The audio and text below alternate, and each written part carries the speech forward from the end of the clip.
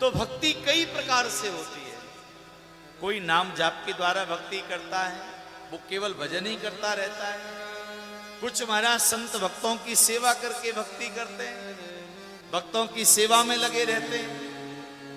और कुछ जो हैं भगवान के विग्रह की सेवा में लगे रहते हैं, भगवान का श्रृंगार करने में लगे रहते हैं। तो ये अनेक प्रकार की भक्ति माना है। नवदा भक्ति जो बताई है वो नवदा भक्ति यही है। श्रवणम कीर्तनम विष्णु स्मरणम पाद सेवनम अर्चनम वंदनम दास्य सख्यमात्मनिवेदनम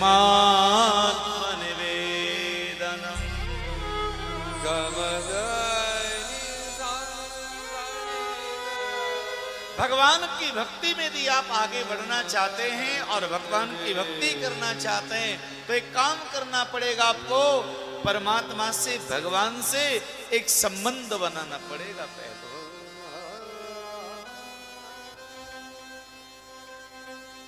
और वो मित्र का संबंध हो, गुरु का संबंध हो, भाई का संबंध हो, पुत्र का संबंध हो, अपने इष्ट का संबंध हो, पिता का, पुत्र का, भाई का, एक संबंध परमात्मा से बनाना पड़ेगा।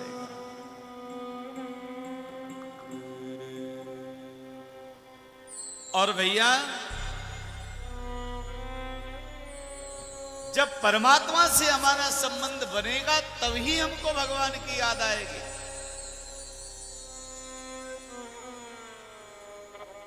और भगवान का स्मरण, भगवान की जो याद है वो याद भी भक्ति है। हम अपने घर में बैठे हैं और यदि हमको प्रभु की याद आ रही है, भगवान की याद आ रही है, तो भगवान की याद, भगवान का जो स्मरण है वो स्मरण भी भक्ति है कि आपका चित्त, आपका ध्यान भगवान में लगा हुआ है।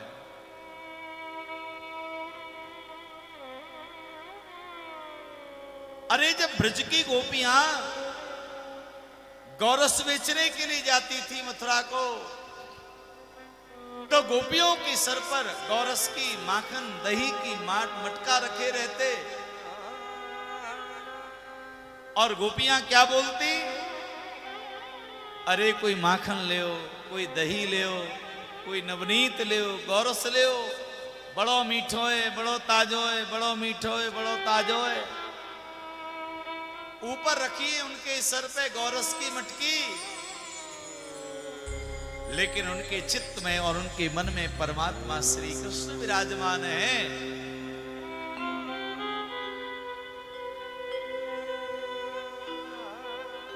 तो जानते हो क्या होता महाराज,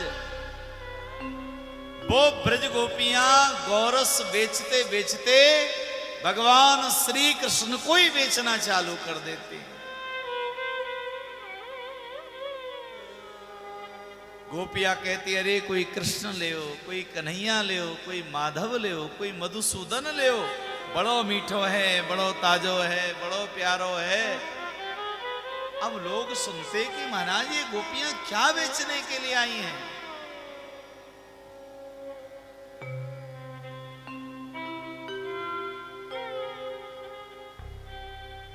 इसी प्रकार से महाराज भगवान का चित्त में ध्यान होना, भगवान की याद बने रहना, ये भी हमारे द्वारा की जाने वाली भक्ति है। इसको स्मरण भक्ति कहते हैं। भगवान का स्मरण करना, भगवान की याद करना।